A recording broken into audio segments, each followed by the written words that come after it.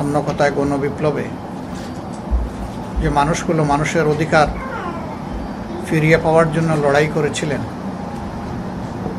তাদের মধ্য থেকে বেশ কিছু মানুষকে অত্যন্ত নির্মমভাবে হত্যা করা হয়েছে।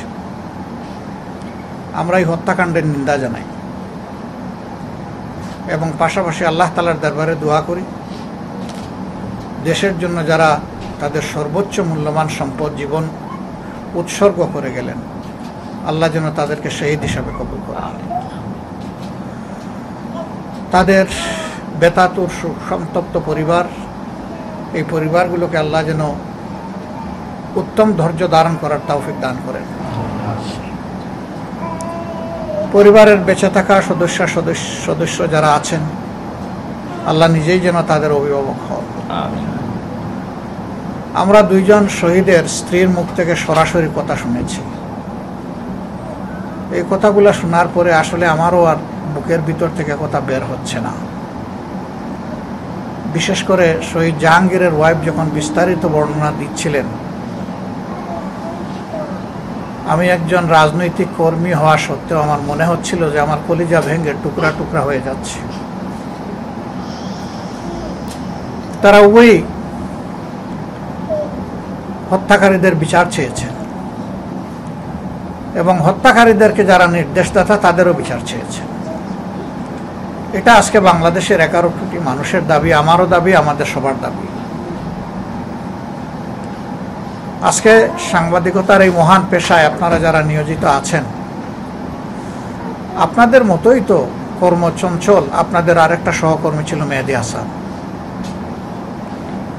আজকে যেখানে আপনারা মিডিয়া কভার করছেন, সেও বেঁচে থাকলে এইভাবে মিডিয়া কভার করত, কিন্তু জালিমের বুলেট এবং অস্ত্রের আঘাত দুনিয়া থেকে তাকে নিয়ে গেল। শহীদের স্ত্রী বলেছেন, তার স্বামীকে হত্যা করেই তারা শান্ত হয়নি, বরঞ্চ স্বামীর বুকের উপর তিনি জুতার ছাপ দেখেছেন। কি বর্বরতা, কি নিষ্ঠুরতা! আল্লাহ তাআলা সবচেয়ে বড় বিচারক এবং সেদিনের বিচার হবে একদম নিখুঁত, স্বচ্ছ, সঠিক বিচার। ওই বিচারকে প্রভাবিত করার শক্তি কারোই নেই। তবে হ্যাঁ, আল্লাহ তাআলার এটাও সুন্নত যে দুনিয়ায় আল্লাহ বিচারের একটা অংশ করেন এবং সেটা মানুষকে দেখান এই কারণে যে মানুষ যাতে এখান থেকে শিক্ষা নেয়। শহীদ জাহাঙ্গীরের স্ত্রী তিনি তার আকুতি ব্যক্ত করেছেন যে আমার স্বল্প আয়ের এই স্বামী, আমরা খাই না খাই আমরা সুখের সংসারে ছিলাম, একবেলা খেলেও আমরা সুখে ছিলাম, এখন এই শূন্যতা আমাদেরকে কষ্ট দেয়, পীড়া দেয়, তার সাথে আমরাও এই কষ্টের অংশীদার। তিনি বলেছেন বাড়িতে তাদের মাথা গুজার কোনো ঠাঁই নাই, মাথার উপরে কোনো ছায়া নাই, ঢাকায়ও নিজস্ব কোনো থাকার জায়গা নাই। স্বামীর কষ্টের সংসারে সবর করে তারা চলতেন। ছেলেটাকে এক চোখ দেখে নিলাম, সেও যে খুব বড় হয়েছে বিষয়টা এমনও না, আর একজন তো এখনো কুলের কাঁচা শিশু। তিনি কাঁচা শিশুটাকে নিয়ে বিশেষভাবে উদ্বিগ্ন যে একে মানুষ করবেন কিভাবে।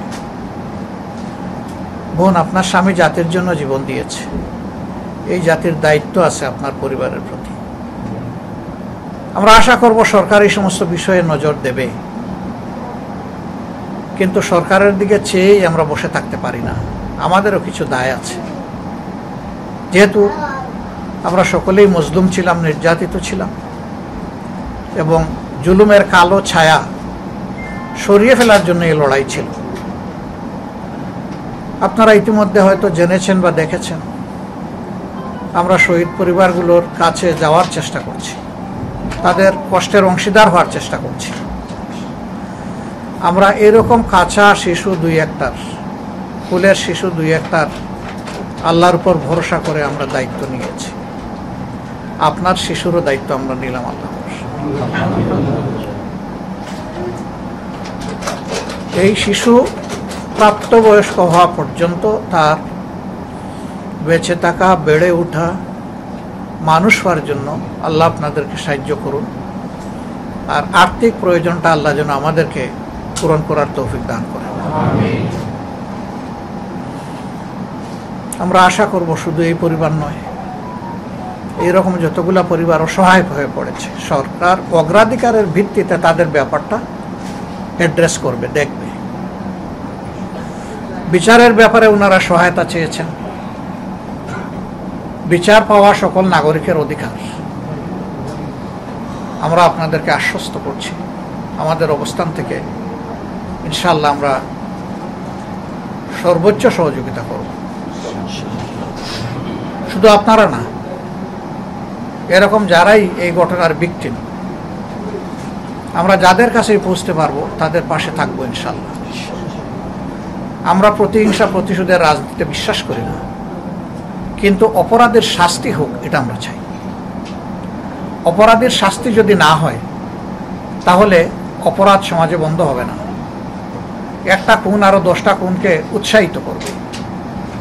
এই জন্য খুনের ধারা অপরাধের দ্বারা বন্ধ হওয়ার জন্যই সুবিচার পাওয়া উচিত। বর্তমান প্রধান বিচারপতি তার দায়িত্ব নেওয়ার দিনেই একটা গুরুত্বপূর্ণ কথা বলেছেন, যে আগেই পবিত্র অঙ্গনে মিথ্যাকে সত্যে পরিণত করা হয়েছিল এবং সত্যকে মিথ্যায় পরিণত করা হয়েছিল। আমরা চাই যে উনি তার কথার উপরে টিকে থাকুন এবং মানুষ যেন আদালত থেকে ন্যায় বিচার পায়। আমরা নিরপরাধ কোনো মানুষ হেরাসুক এটাও আমরা চাই না, কিন্তু অপরাধের শাস্তি যেন নিশ্চিত হয় এটা অবশ্যই আমাদের দাবি, এদেশের 18 কোটি মানুষের দাবি। এর প্রতি বিচার বিভাগ সম্মান দেখাবে আর প্রশাসন এই বিচারের জন্য সহযোগিতা করবে, এটা আমরা প্রত্যাশা করি। এত শহীদের ত্যাগ এবং কুরবানি, এতগুলা মানুষের আহত হওয়া, পঙ্গু হওয়া, যারা তো আল্লাহর দরবারে চলে গেল তারা সৌভাগ্যবান, তারা শহীদ হয়ে গেল। কিন্তু গুলি যার 2 নয়ন কেড়ে নিল তার কি হবে? সে যতদিন বেঁচে থাকবে এই দুনিয়ার আলো তো সে দেখবে না, তার তো অন্ধকার। এরকম লোকের সংখ্যা কম নয়। ওই 2 দিনেই শুধু চক্ষু বিজ্ঞান ইনস্টিটিউটে 332 জনের চোখে অপারেশন করতে হয়েছে এবং চিকিৎসকরা বলেছেন যে তাদের কতজন তাদের দৃষ্টিশক্তি ফিরে পাবে আমরা এটা বলতে পারছি না। এদের মধ্যে একটা অংশ চিরদিনের জন্য অন্ধ হয়ে যাবে। কানা নয়, কানায় 1 চোখ যার নষ্ট হয়েছে, অন্ধ তার 2 চোখ চলে গেল। 1 চোখ থাকলে তা নিয়েও বাঁচতে পারত, কিন্তু ম্যাক্সিমাম মানুষ 2 চোখেই গুলিবিদ্ধ হয়েছে। সারা বাংলাদেশে এখন সুখের একটা মাথন চলছে, যেদিকেই যাই কান্নার রূপ, আমরা বুক ধরাইতে পারি না। এই বাচ্চাকে কি বুঝ দিব? এই বাচ্চা তো এখনো মুখে বাবা ডাকে নাই, কখনো বাবা ডাকার তার বয়স হয় নাই। কিন্তু তার যখন বয়স হবে তখন তার সমবয়সী বাচ্চারা যখন বাবা বলে কাউকে ডাকবে তখন তার মায়ের বুকে এটা তীরের মতো বিঁধবে যে আমার বাচ্চা কারে বাবা ডাকবে।